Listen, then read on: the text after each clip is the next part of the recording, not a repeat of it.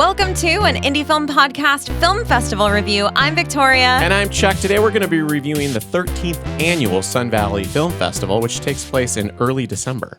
In Sun Valley, Idaho. Well, Ketchum and Sun Valley, Idaho. So, the Sun Valley Film Festival features a slate of cutting-edge films, TV premieres, industry panels, coffee talks with entertainment luminaries, a screenwriters lab led by award-winning writers, and a series of parties culminating with a spectacular awards bash.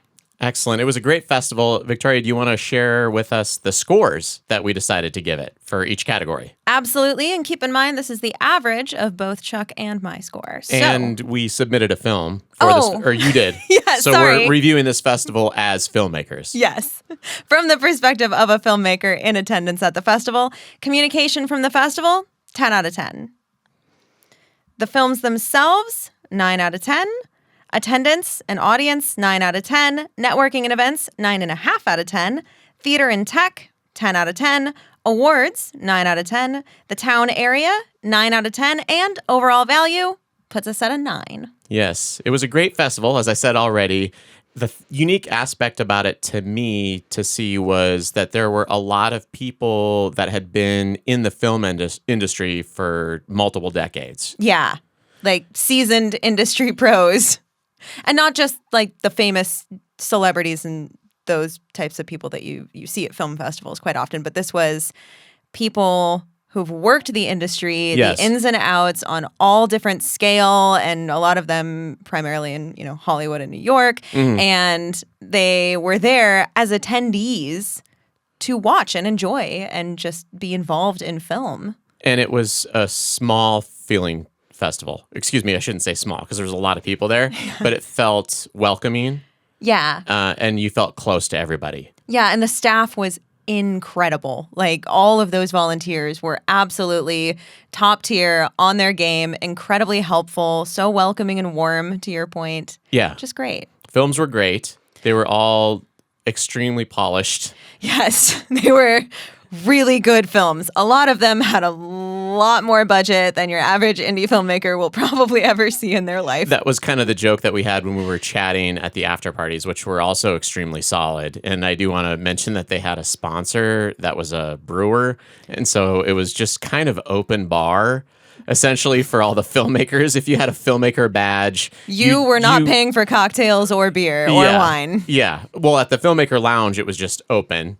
And then the after parties, they had complimentary beers by the brewery, which was pretty wild. Yeah. Not something that I'm used to, because normally when you go out afterward, you're like, oh, okay, what's the bill that I'm going to get hit with for the drinks? What's the budget for the after parties that I need to mentally prepare myself Yeah, for? do I pretend to reach for my card when I'm out with a bunch of new filmmakers and be like, oh, no, this round's on me? Or no, well, we'll split it. Never mind. No, it was so that was nice. You didn't have to worry too much about costs. No. Which Ketchum, Idaho is a little bit pricier.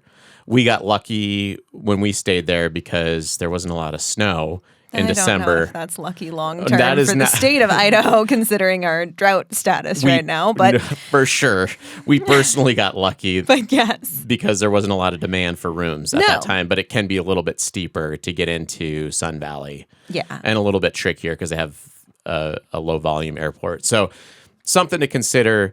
But at the same time, the welcoming environment, plus the unique aspect of having basically celebrities walking around in a small town was unique. It was definitely wild. That was a very different experience to just be at a party with a bunch of other people, sitting and chatting film and recognizing some people as, colleagues or other filmmakers that I just saw their work. And then some people are professors. And then some people are talking about, oh, yeah, when I worked at Paramount or Fox or et cetera, for 20 years. Yeah. This was what I saw day to day or blah, blah, blah. And then suddenly, a B-lister walks up and says hi, and you're like, wait, I know you from somewhere, and my brain goes straight to Idaho, and then he comes back with, you look really familiar too, and we're trying to figure it out. No, he's famous. He's a famous actor. I don't look familiar to him. He's just polite. Oh yeah, we ran into a lot of people, and the after parties are super small too, so the likelihood of that happening is high. and the lessons that you can get vicariously by chatting with these people are insane, because it kind of, to boil it down, and we talked about this, the film scene doesn't change as you increase budget as far as the difficulties and the problems that you encounter. Yeah. It's just more complicated as you add zeros. Yeah, and that's all it is just how many more zeros are at the end of your budget, because we're all looking for that extra amount of X dollars to get it across the finish line in post. Or we could pay so much for visual effects, and it's, a $2,500 budget versus a $25,000 budget, or versus a $2.5 million. Yeah. And so we had some really great conversations with producers, filmmakers, and there was a nice amalgam of small time filmmakers like we are, as well as people that are accomplished directors that have large film screening. You can just go to sunvalleyfilmfestival.org and check out their website, and they have a list of all the attendees that they've had in the past. It's just, it feels quaint. Yeah. Professional, and it pulls back the curtain from that appearance of celebrity, which I thought was really nice. It was. But at the same time, you get to understand what these high budget productions are dealing with.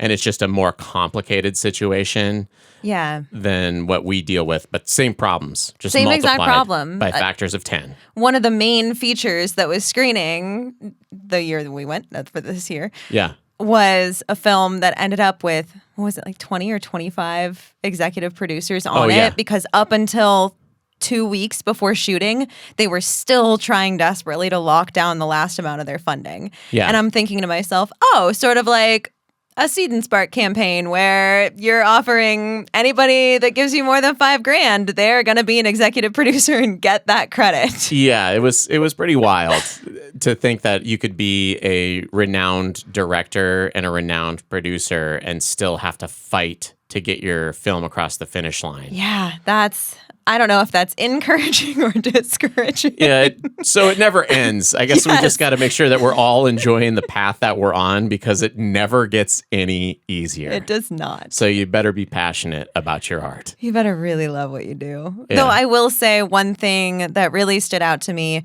and I know this is a weird thing to stand out to me as an amazing thing about this festival, but it was the communication from the festival itself. Yeah, for sure. That really laid that groundwork for it feeling so warm and inviting and welcoming.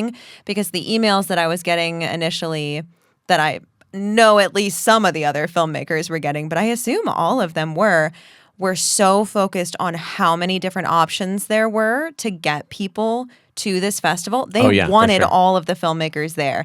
They even set up this way for you to share rooms with other filmmakers where like you could submit and say, I would like to go, but I can't really afford a place on my own there. And they'd find other filmmakers in kind of the same boat and help you with housing assistance almost. Yeah. And help you find roommates and other people that you can stay with to help lighten that cost burden. And I just thought that was so cool that they were going out of their way to really cover all the ways to get there, directions and details, options for food, a lot of options. Yeah. And it was really nice. Yeah. Plus, the library is so cool in Ketchum. Such a cool private/public library. Yeah. Privately funded, open to the public. Yeah. Really, really neat things going on there. And I do want to say that the food was really awesome as Yeah. well. It was surprisingly affordable because you're in an area. So it's Ketchum, Sun Valley. Yeah. It has a certain zeitgeist here in Idaho because there are a lot of wealthy people that fly in there. Yeah, and some celebrities own different restaurants and bars or have owned restaurants and bars there. And you assume that because of that, it's going to be L.A., New York, Jackson Hole prices when you go out to eat, but it's not. No, you could still get a burger for, $7, $8. Yeah. Which was nice. Mm-hmm. It was very encouraging. And a vegetarian option for burgers at the dive bars because they do have to cater to wider crowds. Yeah. So it was a surprisingly cool town. Yeah. Good time. It was really fun. Definitely recommend you check it out, especially if you want to be able to hobnob with people that have been in the industry for decades. Yeah, they have a lot of really valuable insight and information, and it's kind of a different struggle and a different path than what most indie filmmakers who are just entering the market now are really battling against. And I feel like we could all learn a lot from each other. For sure, for sure. So if you enjoyed this review, we're going to be releasing a couple more of them in the month of July. And be sure to listen to our other episodes of the podcast if you're just stumbling onto this review, because Victoria and I talk indie filmmaking every single week. So with that, shall we succinctly say farewell? I think so. Bye. Bye.